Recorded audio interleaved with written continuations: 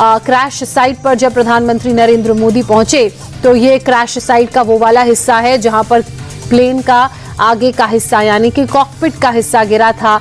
वहां पर अभी ब्लैक बॉक्स की तलाश की जा रही है, क्योंकि ब्लैक बॉक्स मिलेगा उसी के बाद जो पूरी बातचीत हुई है वो पता चल पाएगी।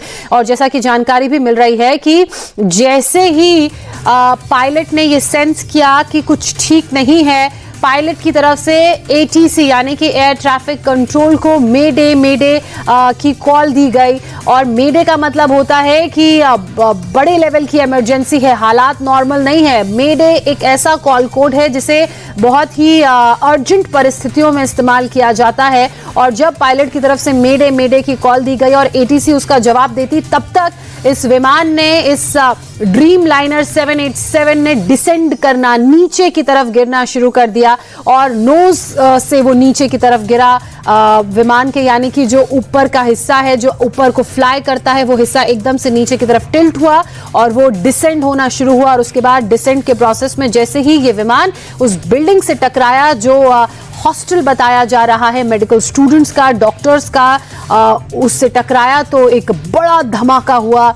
आग का गुबार आसमान में नजर आया, काला धुआं आसमान में नजर आया। और इस धमाके की इंटेंसिटी इसलिए भी इतनी ज्यादा थी क्योंकि इस विमान ने अहमदाबाद से लंदन के लिए फ्लाई करना था, गेटविक के लिए। और जाहिर सी बात है कि जब लंबी दूरी विमान ने तय करनी होगी तो उसका फ्यूल टैंक फुल होगा, उसमें जो जेट फ्यूल होगा वो भरा हुआ होगा। और अब फिलहाल जानकारी ये भी मिल रही है कि लाखों लीटर की कैपेसिटी होती है फ्यूल टैंक की, और उसमें जेट फ्यूल था। और जेट फ्यूल बहुत तेजी से आग पकड़ता है, इसलिए किसी को बचने का वक्त ही नहीं मिला, किसी को सोचने का भी वक्त नहीं मिला। जैसे ही डिसेंड हुआ विमान, उसके बाद बिल्डिंग से टकराया और एकाएक उसमें आग लग गई और प्लेन में मौजूद सभी 242 में से 241 लोगों की जिंदगी खत्म हो गई। हालांकि ये कुदरत का करिश्मा ही है कि एक व्यक्ति बच गया।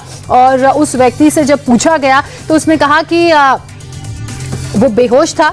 जैसे ही उसकी आंख खुली, उसने देखा कि वो जमीन पर गिरा है, लाशों के ढेर के बीच है, तो वो वहां से उठकर एम्बुलेंस की तरफ आने लगा। फिलहाल वही व्यक्ति अस्पताल में भर्ती है और देखिए उसे मामूली सी चोटें आई हैं, कुछ खरोंचे आई हैं, बहुत मामूली सी इंजरी है।